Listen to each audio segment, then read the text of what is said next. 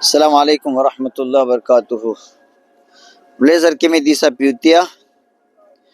Një pyetje është një vëlla musliman ka shkuar për umra dhe para sa qeth flokët ai ka hequr ihramin. Edhe çfarë duhet bëj tani? Personi që ka hequr para sa qeth flokët edhe ka shkelur rregullat e ihramit, ai është detyrueshëm ose shkon në miqat, vi me ihram edhe bëj prap, domethënë përsërit, ose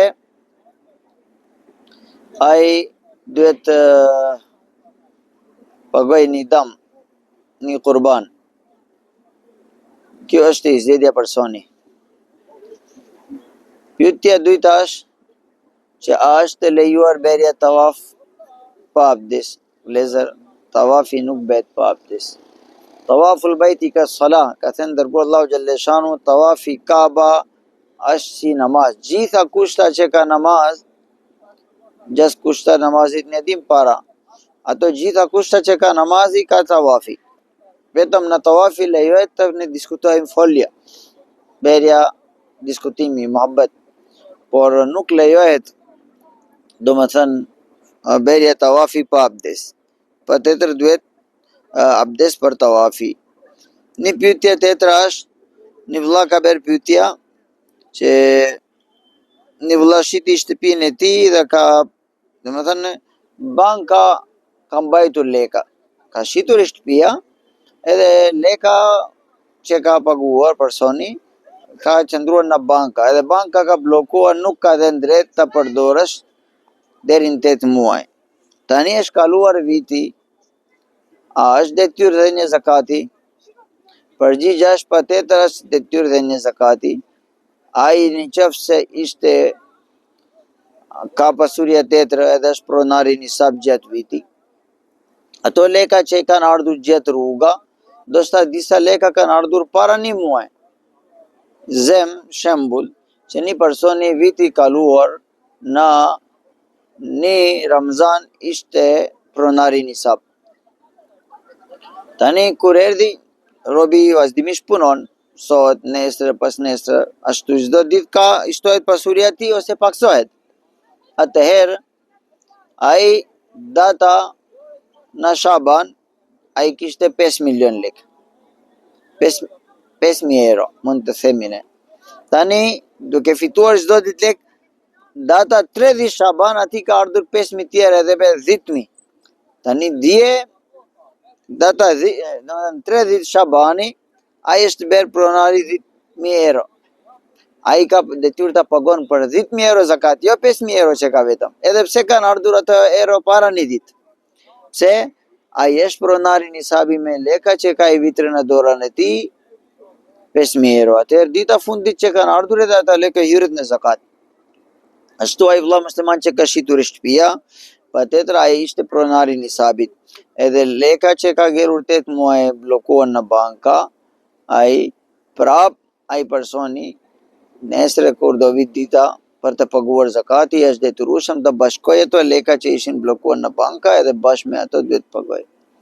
Vlezër, kur vin puna rasti zakati, nuk e di pse na vin rende, duhet dim që zakati është detyrë Allahu madhruar. Haku Allahu nga neve as nuk gjë nuk kërkon që jep neve, përveç në viti një rast të vin që kërkon 2.5, edhe në qoftë se ne ndihemi gusht, atëherë është diçka jo mirë. Ajo është sprova për imanin tonë. Domethënë ne kemi dhënë vlera më shumë pasurin tonë nga kërkesa Allahu madhruar. Edhe sa jepim ne 2.5% është. Në qoftë se ai personi ka zem shembull që ka shitur shtëpia me 10 milion euro.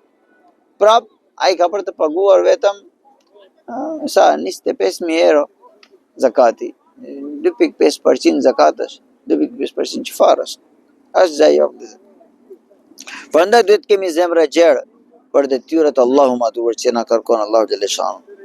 Një pyetje tjetër është që hadithi Profetit alayhis salatu wassalam është një personi që shkon tek falxor ose pin alkohol, ati nuk pranohet namazi për 40 ditë.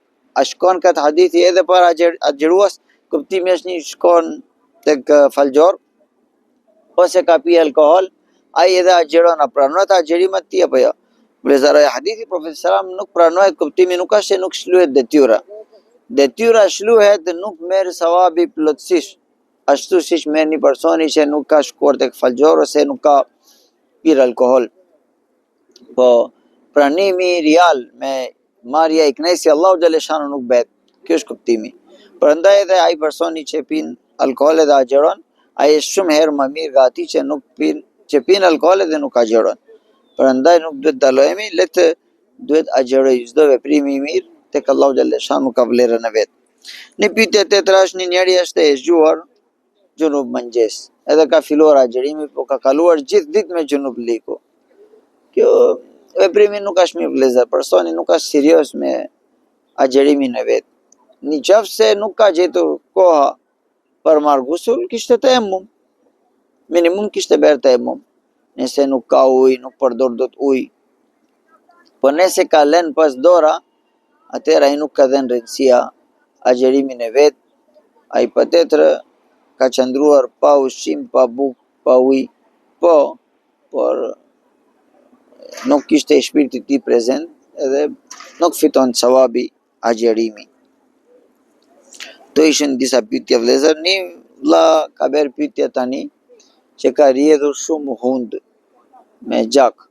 Ashtë shumë që është dobësuar, është lejuar të prish agjerimi. Po, në qoftë se personi që ka dalë ashtë shumë gjak dihet që ka me vështirë deri në akşami dobësohemi shumë, bëhem më tepër i sumur, atëherë ai ka le të prish agjerimin e vet. Vetëm Allahu madhruar është më e dituri. Selamu alaikum wa rahmatullahi wa barakatuh.